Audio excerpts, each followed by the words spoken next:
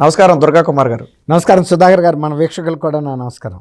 రాష్ట్రంలో రోజుకొక సంచలనానికైతే తెరలేస్తున్నట్టుగా ఉంది. ఇప్పుడు తాజాగా జగన్మోహన్ రెడ్డిపై 42 మంది ఎమ్మెల్యేలు తిరుగుబాటు బావుట ఎగరవేసినట్టుగా, వీళ్ళందరూ ఆల్రెడీ రహస్య మంతనాలు కూడా జరిపినట్టుగా ఒక వార్త వైసీపీలో తీవ్ర ఉత్కంఠనైతే తెరలేపింది. నిజంగానే 42 మంది తిరుగుబాటు బావుట ఎగరవేసే ధైర్యం చేశారంటారా? పిల్లినైనా బోన్లో పెట్టుకొడితే ఏమవుతుందండి? పులిలా మారదు. ఇప్పుడు ఇది కూడా అదే పరిస్థితికి వచ్చింది. ఇప్పుడు ఇన్ని రోజులు సహించారండి వాళ్ళు. ఒకటి ఏంటంటే ఇంకా ఎన్నికలకి సమయం ఉందని ఒకటి, తర్వాత మనకి టికెట్ ఇస్తారనే ఒక ఆశతోనూ ఇన్నాళ్ళు ఎదురు చూశారు. ఇప్పుడు ఒక స్పష్టతగా చెప్పేస్తున్నారు, వీళ్ళు పలానా వాళ్ళకి, కొంతమంది సీనియర్ మినిస్టర్లకు కూడా మేము ఇవ్వని చెప్పేశారు, సీనియర్ ఎమ్మెల్యేస్కి ఇవ్వని చెప్పారు. తర్వాత ఎన్నికల దగ్గరికి వచ్చేసింది, ఇంకా ఇక ఎన్నాళ్ళని ముడుచుకు కూర్చుందాము, ఇక తిరుగుబాటు, మీరు అన్నారు కదా తిరుగుబాటు బావుట అని ఎగరేసినప్పుడు ఏం జరిగిందంటే ఇక్కడ కూడా కొంత మంతనాలు జరిగినాయండి. ఇండివిజువల్గా కొంతమందిని పిలిచి ట్యాకిల్ చేశారు. చేస్తే ఎవరు కూడా వాళ్ళు ఒకటే చెప్తున్నారు, ప్రజా జీవనంలో ఇంత హీనం చేసిన తర్వాత మేము రాజకీయాల్లో ఉండలేము, ప్రజా జీవితంలో కూడా ఉండలేము. ఆయన అనుకుంటున్నాడు మా బొమ్మ పెట్టుకుని గెలిచానని ఆయన అనుకుంటున్నాడు. కానీ మేము ఈ 4.5 ఏళ్లలో ప్రజలతో మేము మమేకమయ్యాం, కానీ ఆయన అవలేకపోయాడు. ఆయన అసలు ఎమ్మెల్యేస్ యొక్క విశ్వాసం కూడా సాధించలేకపోయాడు. కానీ మేము మా ప్రజా విశ్వాసం మేము ఎక్కువ మంది దగ్గర పొందాము, మేమంటే సానుభూతి ఉంది, అభిమానం ఉంది. కాబట్టి గతంలో లాగా కనుక డిక్టేటర్ అంటే నియంతృత్వం లాగా చేస్తే మాత్రం మేము ఖచ్చితంగా మేమేంటనేది రుజువు చేసుకుంటాము. ఏ విధంగా రుజువు చేస్తామనేది కాలంలో చెప్తాము.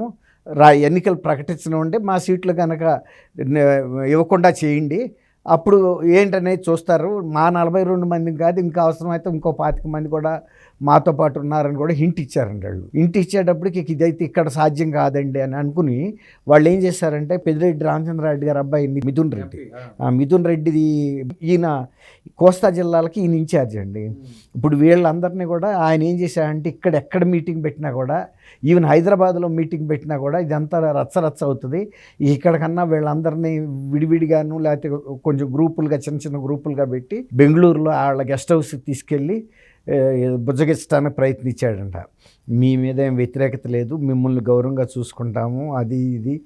కాకపోతే ప్రస్తుత ఎన్నికల్లో మనకి ప్రతి సీటు చాలా ముఖ్యం, కాబట్టి మేము ఈ నిర్ణయానికి వచ్చారు ముఖ్యమంత్రి గారు మీ అందరి పట్ల కూడా ఆదరణ ఉంది, మీకు రకరకాలుగా ఏదైనా చైర్మన్ పదవులు కానీ, ఎమ్మెల్సీ పోస్టులు కానీ, ఇంకా ఏ విధంగా అవకాశాలు వచ్చినా మిమ్మల్ని వదిలేది లేదు, అది ఇదని బుజ్జగిస్తానికి ప్రయత్నించారని. ఇవన్నీ అనవసరపు మాటలండి. మిథున్ రెడ్డి గారు, మీ వయసు కన్నా కూడా మా ప్రజా జీవితంలో అనుభవం మాకు ఎక్కువ ఉంది, కాకపోతే మీరు పిలిచారు కాబట్టి వచ్చాము. ఒక్కసారి కనుక మేము ఎన్నికల్లో పోటీ చేయకపోయిన తర్వాత ఇక మేము ఉన్నా ఒకటే పోయినా ఒకటేను, ప్రజా జీవితంలో అది సూసైడ్ లాంటిదేను. మేము జగన్మోహన్ రెడ్డి గారిని నమ్మి రాజశేఖర రెడ్డి గారి మీద అభిమానంతో మేము వచ్చాము. ఈయన చేసిన తప్పుల్ని మమ్మల్ని బలి చేయటం అనేది ఇది కరెక్ట్ కాదు. మా పాత్ర ఏముంది ఇందులోనూ? విధాన నిర్ణయాలన్నీ ప్రభుత్వం చేసింది. మమ్మల్ని ఏమన్నా అడిగాడా, లేకపోతే యాజ్ ఎంపీలుగా మిమ్మల్ని ఎప్పుడన్నా పిలిచాడా అని అడిగారంట.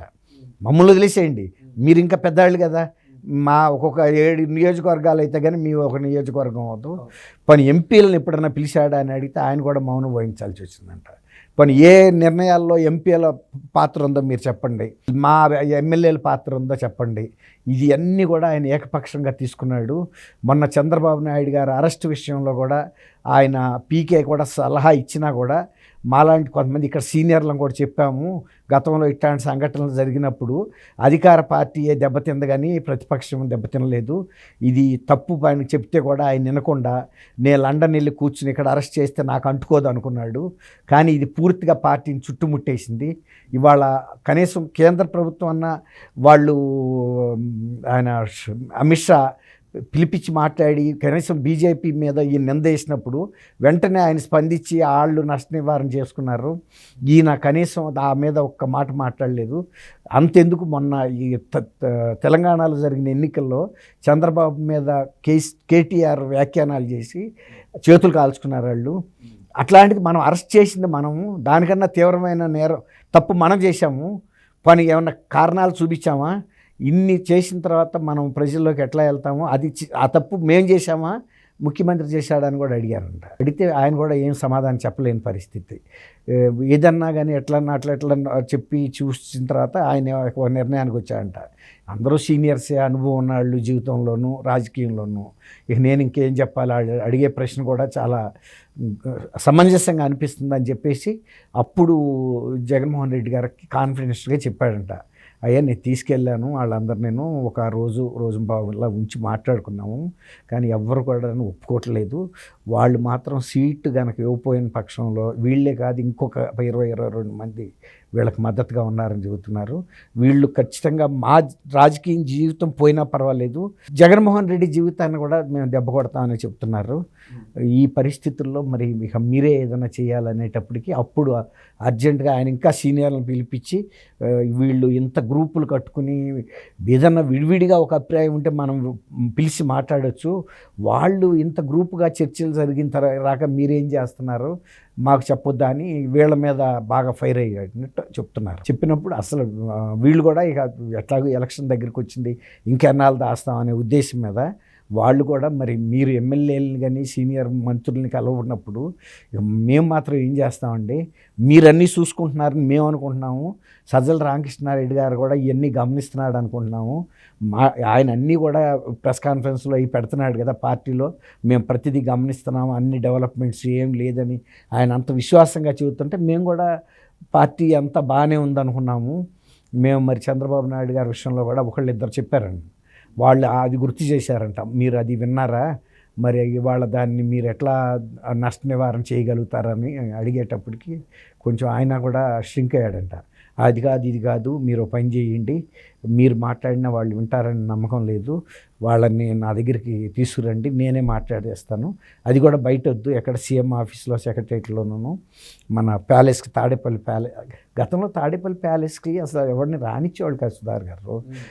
సీనియర్ మినిస్టర్ అయినా కూడా ఎక్కడైనా ఆఫీస్లో కలవటమే కానీ ఒక్క సజ్జల గారికి, తర్వాత విజయసాయిరెడ్డి, సుబ్బారెడ్డి గారు ఇలాంటి వాళ్ళు అంతర్గతంగా కుటుంబంలో తెలిసిన వాళ్ళే తప్ప మిగిలిన వాళ్ళు ఎవరిని తాడేపల్లి ప్యాలెస్లో పెద్దగా ఎంటర్టైన్ చేసే పరిస్థితి ఉండేది కాదు.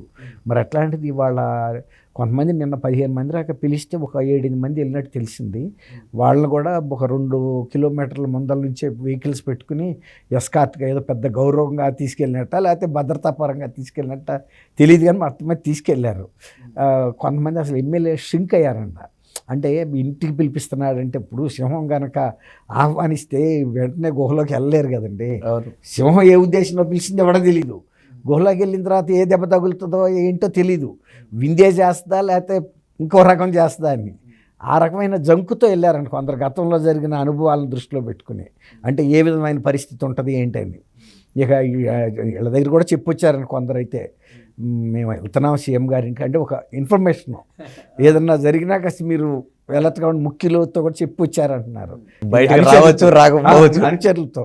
అంటే వాళ్ళకు ఒక వేరే అబౌట్స్ తెలియాలి కదా వీళ్ళు ఎక్కడికి వెళ్ళారు అనేది.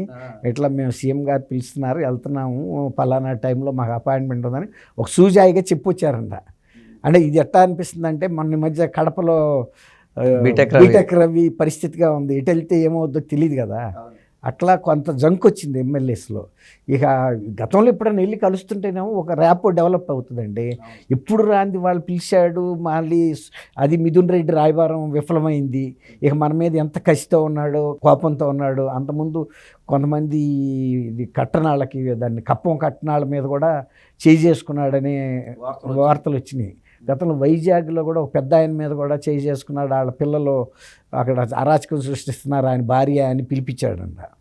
పిలిపిస్తే ఏదో అది ఇది చెప్పబోతే దూసుకెళ్ళిపోయాడంట మీదకి. అందువల్ల ఆ అనుభవం వీళ్ళకి తెలుసు కొంతమందికి, అట్లా జరిగిందని అంటున్నారు. ఇది ఏదుండా కూడా ఇంత పరిస్థితి వచ్చిందంటే వీళ్ళని రేపు టికెట్ ఖచ్చితంగా ఇవ్వాల్సిందండి. ఇవ్వకపోతే కనుక అది వాళ్ళకే నష్టం, ఇచ్చినా నష్టమే ఇవ్వకపోయినా నష్టమే, తిరుగుబాటు కావ్యం ఖచ్చితం అండి. ఇప్పుడు ఒకటండి ఎలక్షన్ వరకు ఓర్పు పట్టారండి, ఇక రేపు ఎలక్షన్ వచ్చిన తర్వాత సీఎం చేసేదే ఉంది, ఇంకెవడన్నా పై యాడ్ చేసేదే ఉంది. ఇప్పుడు వీళ్ళందరికీ ఎంతో అంత బలం ఉంది, ఒకళ్ళని కొడతారా ఇద్దరిని కొడతారా, ఇప్పుడు ఇప్పుడు దాకా జంకింది ఏంటంటే వాళ్ళు నియోజకవర్గంలో కార్యకర్తలను ప్రేరేపించి మన మీద దాడులు చేయిస్తాడని ఒక భయం కూడా ఆగారని చెబుతున్నారు. ఇప్పుడు ఎలక్షన్ ముందు కనుక ఆ దాడి చేయిస్తే సొంత పార్టీ ఎమ్మెల్యే మీద, ఇప్పుడు రఘురామరాజు గారు ఎవరండి, సొంత పార్టీ ఎంపీ, ఎంత పేరుంది ఆయనకి, మళ్ళీ కేవీపీ రామచంద్ర గారికి ఈంకుడు, తర్వాత రాజశేఖర రెడ్డి గారికి అత్యంత ఆత్మీయుడు, అయినా కూడా జరిగింది కదా. అట్లాంటప్పుడు ఎమ్మెల్యేలు ఎంతండి వాళ్ళ ముందు అట్లాంటి రేపో ఎవరికి వీళ్ళకి అంత పలుకుబడి. కానీ అందువల్ల ఇక అప్పుడు దాకా జంకారు. కానీ ఇవాళ కనుక నియోజకవర్గాల్లో దాడులు చేసినా సరే అది మాకు సానుభూతిగా మారుతుంది తప్ప ఆయనకి సానుభూతిగా మారదు. రేపు మేము చేసే ప్రయత్నానికి ఇంకా కొంచెం బలం చేకూర్చినట్టు అవుతుంది అని తెంపు కూడా వచ్చారని కూడా చెబుతున్నారు ఎమ్మెల్యేస్ కూడా.